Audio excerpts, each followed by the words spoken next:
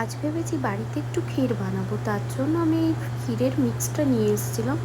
এটার মধ্যে সমস্ত কিছুই দেওয়া ছিল, ড্রাই ফ্রুট, এলাচের গুঁড়ো, চিনি সব দেওয়া ছিল। শুধু একটু দুধের সাথে ফুটিয়ে নিলে এই পায়ের ক্ষীরটা তৈরি হয়ে যাবে। আর এটার মধ্যে কীভাবে বানানো হবে সেটাও দেওয়া ছিল। এটা 180 গ্রামের মতন ছিল।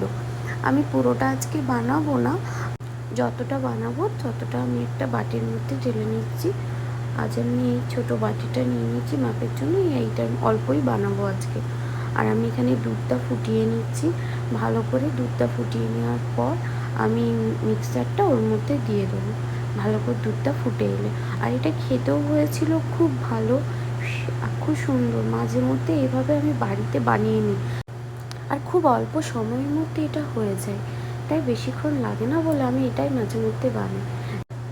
ভালো করে এটাকে ঘেঁটে নিয়ে আমি মিনিট 10 মতন এটাকে ভালো করে ফুটিয়ে নিয়েছিলাম। তখন ফুটে গেছে, এবার হয়েও গেছে, সিদ্ধ হয়ে গেছে। এটা খুব একটা আমি গাঢ় করিনি, কারণ এটা আবার ঠান্ডা হয়ে গেলে একটু টেনে যায়। তো আমার ফুট চলে এসছে, আমার হয়ে গিয়েছিলো। এবার দেখো আমি নামিয়ে নিচ্ছি। আমি একটু পাতলা পাতলাই রেখেছি, খুব গাঢ় আমি করিনি। এবার আমি উপর থেকে কিছু ড্রাই ফ্রুট কেটে রেখেছিলাম, ওগুলো উপর থেকে দিয়ে দিচ্ছি। আর খুব ভালো হয়েছিল, দেখো কী সুন্দর দেখতে লাগছে, আর খেতেও হয়েছিল অসম্ভব সুন্দর। ভিডিওটি যদি আমার ভালো লেগে থাকে তাহলে অবশ্যই একটি লাইক শেয়ার করে দেবেন। সবাই ভালো থাকবেন, সুস্থ